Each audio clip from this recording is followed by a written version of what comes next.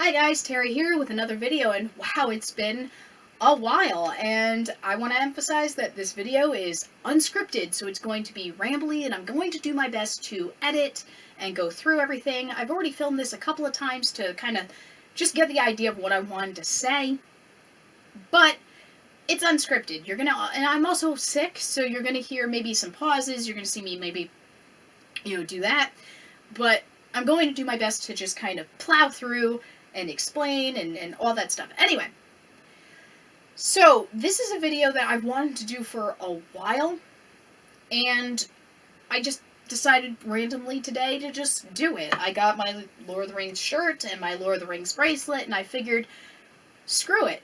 I was looking at my videos, the few videos that I actually left.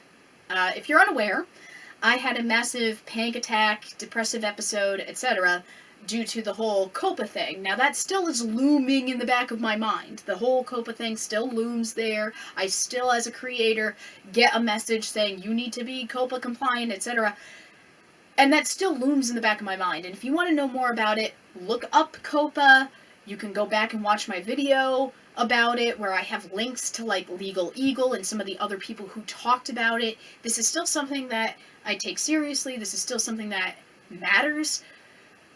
So it kind of helped contribute to my lack of drive when it comes to making videos. I also, because of my massive anxiety and everything else, I went through and just massively deleted a bunch of videos. Because I just wasn't sure, and I was like, you know what, I'm going to delete a bunch of my stuff, and I'm going to decide eventually what ones to re-upload, what to do, etc. I just need to get everything off, except for the, 20 videos I kept up. But I'm going to eventually decide what I'm going to do going forward. I'm basically restarting my channel after, 5-6 years. I'm basically, just gonna decide where I'm going to go and how I'm going to do it. But I left, 20 videos up.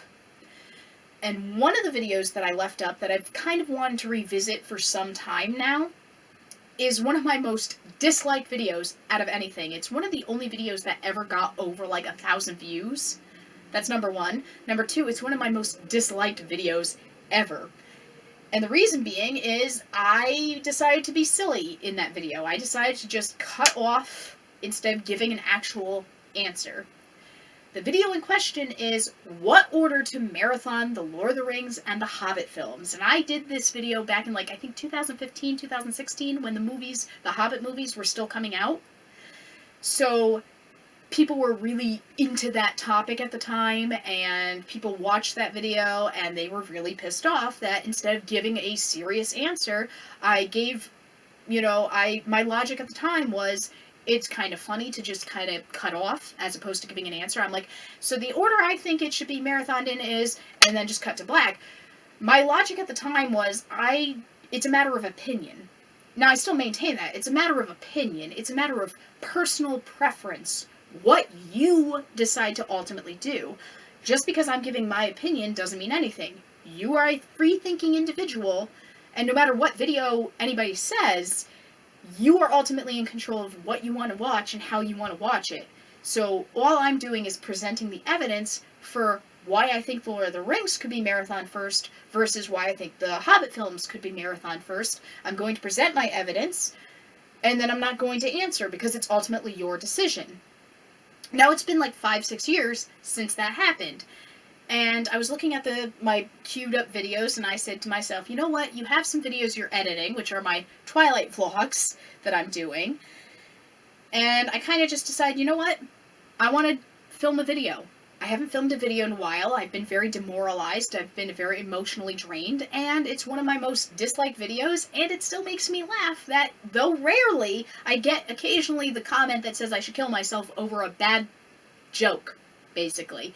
Without further ado, my unscripted video. Now, I have not watched The Lord of the Rings or the Hobbit films in a long time, but I used to rewatch them all of the time, and I really loved when the Hobbit movies were coming out. I really enjoyed them, to the point where I had a Hobbit corner of my desk. I cosplayed as the dwarf Beaufort. I still really love Beaufort.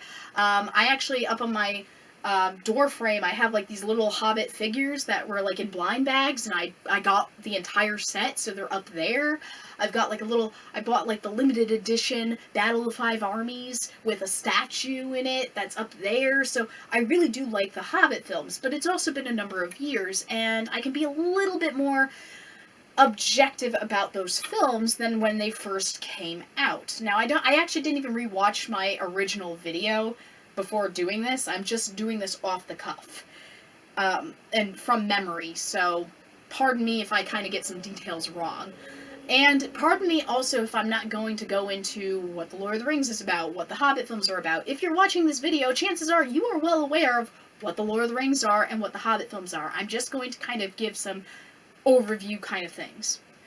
So let's start with The Lord of the Rings. Now, The Lord of the Rings was a gigantic epic book that originally was published as 3 separate books by J.R.R. Tolkien back in, like, I think the 40s. And these came out after his original book, The Hobbit, like 14 years after The Hobbit. The Hobbit was a children's book. It was a fairy tale based on, like, Norse mythology and such. And he wrote that book for his children. And it was a very whimsical, silly, action-adventure kind of story, but it had a lot of serious stuff. If you actually want to see a good review of the source material, or at least an adaptation of the source material, look up Atop the Fourth Wall, Lewis Lovehog's Hobbit comic video. He reviewed the entire comic series, which is very close to the book, so if you want to know more about the original story, check that out. And then 14 years later, after he's already been involved in, like, I think World War I. Pretty sure it was World War I. I can't remember if he was World War I or World War II, but Tolkien was a war vet, and he saw a lot of horrible things and a lot of horrible deaths. And so, like, 14 years after he wrote the Hobbit books, he wrote The Lord of the Rings, which is a very heavy book about mythology, language, and war, and morality. And it's a very dense, serious kind of book by comparison, and it's very world-building and such. And this book is what got adapted into the 3 gigantic epic films about 13, 14 years ago by Peter Jackson, who is, if you've seen his filmography, he's done a number of things from serious to silly, gratuitous to gross out to whatever. He's got a very variety of things under his belt. But he is not the person at the time you would expect to do something like The Lord of the Rings. But it was basically a very big passion project for him. And originally it was going to be like 2 films. And then they got greenlit to do 3 films. And it became such an epic franchise. So absolutely massive. So beloved. And so well done, collectively, it's agreed upon, it's a very well done adaptation and a very well done set of films that it helped contribute to a massive overhaul of the film industry as we know it. Films became longer, franchises became more epic. The Lord of the Rings, in part, is what's responsible for, like, the last film of a given franchise being divided into 2 parts as opposed to 1. That's just the in general aspect. So the film, because it came out in, like, the very first one, I believe, came out in 2001. And it's very practical effects. It's forced perspective, matte paintings, models, lots and lots of very practical, on-the-ground, physical, tangible stunt work and effects that really we don't see very much of anymore. Most of the stuff we see nowadays is CGI, which I will get to when I'm talking about The Hobbit. Aesthetically, when it comes to The Lord of the Rings, you can tell so much passion, so much hard work went into these films. What CGI is there was done so well that it really does hold up. Like 13 years later, it still looks really, really good. And they put so much attention to detail and so much emphasis on it that the films just look good. Now, that's just a very shallow thing. I'm not really the type of person to care about effects or such, but I do really appreciate physical things over CGI. I just do. I think that even the dumbest, crappiest practical effect looks better, and I respect it more than CGI. That's just my opinion. So aesthetically, The Lord of the Rings is a very good-looking film franchise.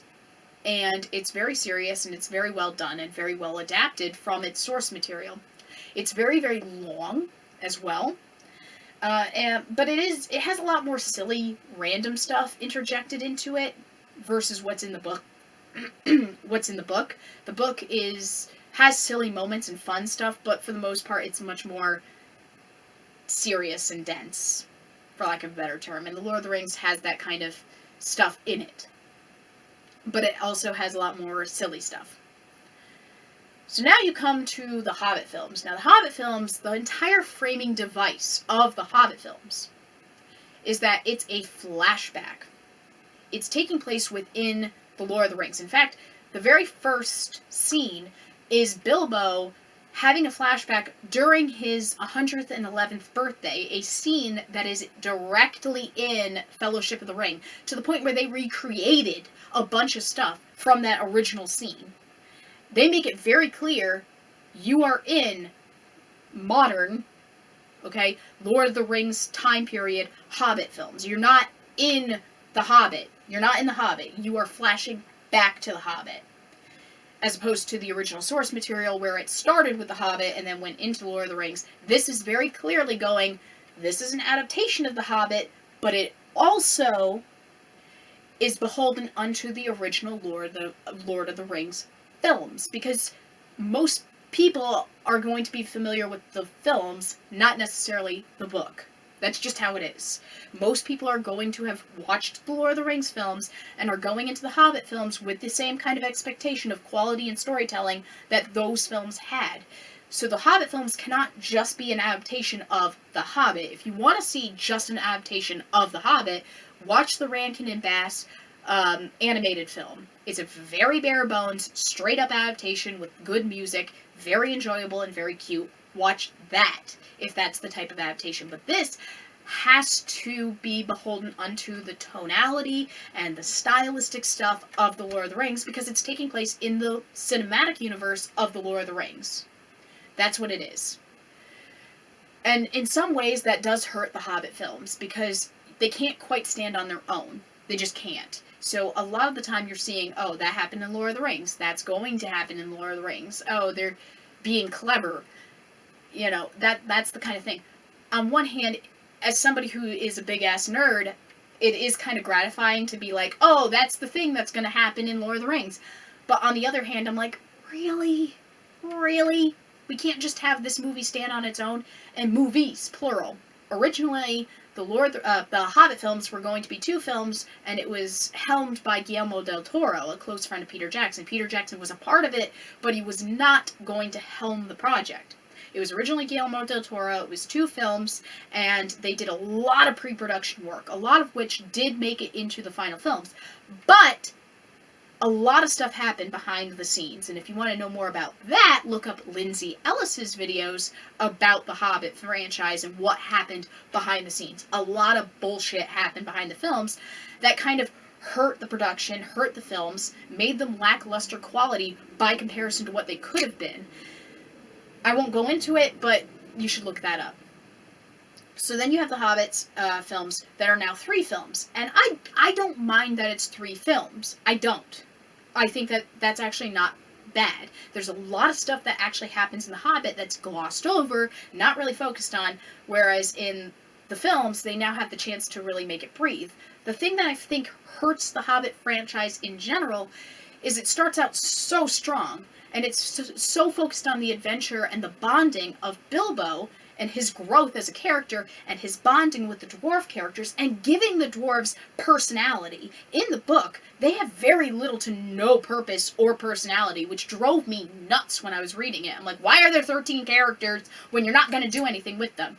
But at least even in the film, as shallow as it is, as superficial as it is, I can tell you every single dwarf and a basic factoid about them because they were given personality and meaning in the film. They actually felt like they mattered. Now going forward into the next 2 films, not so much. They don't matter as much. The shift is focused on different characters and different arcs that really didn't need to be in there, and that was corporate mandates. Again, watch Lindsay Ellis's videos on this.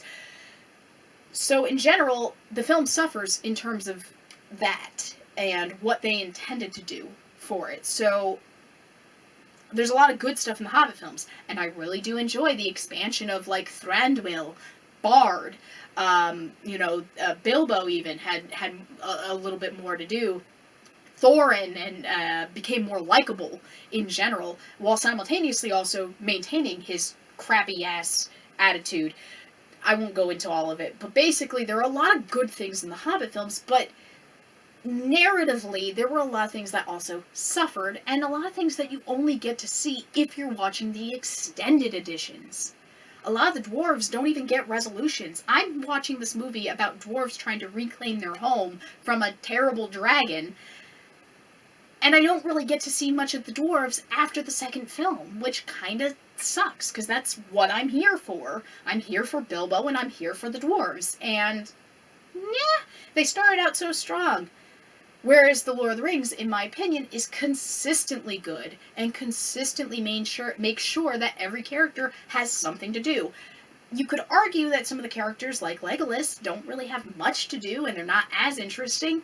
Sure, but they're consistent. They're consistent, whereas the Hobbit films are kind of like this. There's a lot of good stuff in it, and a lot of enjoyability out of them, and I really do like them, and I like a lot of the extended material that they put into the Hobbit films that is canon if you're reading extended material, because that's where they drew a lot of stuff about.